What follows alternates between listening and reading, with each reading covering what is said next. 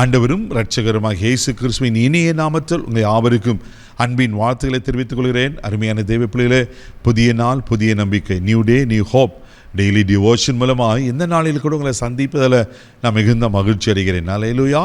இன்றைக்கு கூட கர்த்தர் நமக்கு கொடுக்கிற வார்த்தை என்ன? மத்தேயு எழுதின சுவிசேஷம் 15ஆம் அதிகாரம் 28வது வசனம் கூட வாசிக்க கேட்போம். இயேசு அவளுக்கு பிரதியுத்தரமாக, ஸ்திரீயே, உன் விசுவாசம் பெரியது, நீ விரும்புகிறபடி உனக்கு ஆக கடவது என்றார். அந்நேரமே அவள் மகள் ஆரோக்கியமானாள். அல்லேலூயா. இங்க ஒரு அற்புதமான ஒரு சம்பவத்தை நம்ம பார்க்கிறோம். பாருங்க, ஆண்டவர் என்ன சொல்றாரு?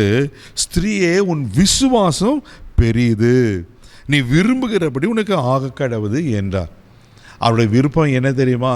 அதே மத்தேயு 15:22 நீங்கள் வாசிப்பீங்கன்னா அங்கே சொல்லப்பட்டிருக்கோம், ஒரு கானானிய ஸ்திரீ, அந்த ஸ்திரீக்கு ஒரு மகள் இருக்கிறாள். அந்த மகள் பிசாசினால் பிடிக்கப்பட்டு மிக வேதனைப்படுகிறாள்.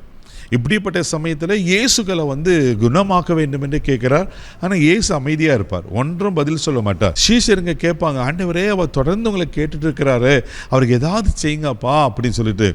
அப்பொழுது தான் ஆண்டவர் சொல்வார், நான் காணாமற் போன இஸ்ரவேலுக்கு தான் வந்தேன் தவிர மற்றவங்களுக்கெல்லாம் வரல அப்படின்னு சொல்லிட்டு. நீங்கள் அதே மத்தேயு 15:25 வாசித்தீங்கன்னா ஆண்டவர்களை பணிந்து கொண்டு என்ன பண்ணாக்கா அவரை கேட்குறோம், ஆண்டவரே எனக்கு உதவி செய்ய ஆண்டவரே.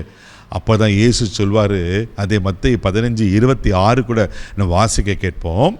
அவர் அவளை நோக்கி, பிள்ளைகளின் அப்பத்தை எடுத்து நாய்க்குட்டிகளுக்கு போடுகிறது நல்லதல்ல என்றார். பாருங்க, இது கொஞ்சம் ஆச்சரியமாக தான் இருக்குது. இயேசு சொல்கிற ஒரு காரியம், நான் இஸ்ரவேலுக்கு தான் வந்தேன், ஒன்று. ரெண்டாவது, பிள்ளைகளின் அப்பத்தை எடுத்து நாய்க்குட்டிகளுக்கு போட முடியுமா? அப்பம் பிள்ளைகளுக்காச்சு, இது எப்படி நாய்களுக்கு கொடுக்க முடியும்? எவ்வளோ ஒரு மாதிரி பயங்கரமாக இங்கே சொல்லப்பட்டிருக்கு நான் பார்க்குறோம். ஆனால் அந்த ஸ்திரீ என்ன தெரியுமா செய்தார்? அதே மத்தேயு 15:27 கூட நம்ம வாசிக்க கேட்போம். அதற்கு அவள், மெய்தான் ஆண்டவரே, ஆகிலும் நாய்க்குட்டிகள் தங்கள் எஜமான்களின் மேஜையிலிருந்து விழும் துணிக்கைகளை தின்னுமே என்றார். ஆமென். அவள் சொல்கிற ஒரு ஸ்டேட்மெண்ட் உண்மைதான்ப்பா. அப்போ பிள்ளைங்களுக்கு தான், ஆனால் அந்த மேஜையிலேருந்து சில துணிக்கைகள் விழும்ல, அந்த துணிக்கையாவது எனக்கு கொடுங்க ஆண்டவரே. இதை கேட்டோன்னே இயேசுவை அசந்து போகிறார். அப்போ தான் ஆண்டு சொல்கிறாரு, உன் விசுவாசம் பெரியது, நீ விரும்புகிறபடி உனக்கு ஆக கடவுது. அந்த பிசாசு பிடியில் இருந்த மகள் சொஸ்தமாகிறத பார்க்குறோம். தெய்வ பிள்ளைகளை, ஒருவேளை உங்களுடைய வாழ்க்கையில் கூட ஆமென், நீங்கள் ஒருவேளை பதிலே வரல அப்படின்னு கலங்கி கொண்டிருக்கீங்களா? பயப்படாதீங்க. தொடர்ச்சி ஆண்டவரை பற்றி கொள்ளுங்க. ஆண்டவர் பாதத்தை பிடிச்சு கொள்ளுங்க. ஆண்டவர் சமூகத்தில் விழுந்து கிடங்க. ஆண்டவரே, எனக்கு நீங்கள் அற்புதம் செய்தே ஆகணும் ஆண்டவரை கேளுங்க. ஆண்டவர் சில நேரம் நம்மளை சோதிப்பார். இங்கே அவளுடைய விசுவாசத்தை சோதிக்கிறார். அவள் பாருங்க, அவர் கானானிய ஸ்திரீ தான். ஆண்டவர், நான் கானானிய ஸ்திரீக்கு வரல, இஸ்ரவேலுக்கு தான் வந்தேன்னு சொல்கிறாரு. நான் பிள்ளைகள் அப்பத்தை பிள்ளைங்களுக்கு தான் கொடுக்கணும்னு சொல்கிறாரு. ஆனாலும் அவள் விடாப்பிடியா அந்த மேஜிலிருந்து கீழே துணிக்கியாவது நான் பெற்றுக்கொள்கிறேனே, என்னை இப்படியாவது என் மகளை குணமாக்கிறாங்க ஆண்டவரே. அந்த விசுவாசத்தை பார்த்து ஆச்சரியப்படுகிறார். தெய்வ பிள்ளையில ரோமர் 1:17 வாசிக்கிறோம், விசுவாசத்தினால் நீதிமான் பிழைப்பான். நீங்களும் ஆண்டவரை விசுவாசிங்க, ஆண்டவரை நம்புங்க. நீங்கள் விரும்புகிறது என்ன? நிச்சயமாக ஆண்டவர் உங்களுக்கு அற்புதங்களை செய்வார்.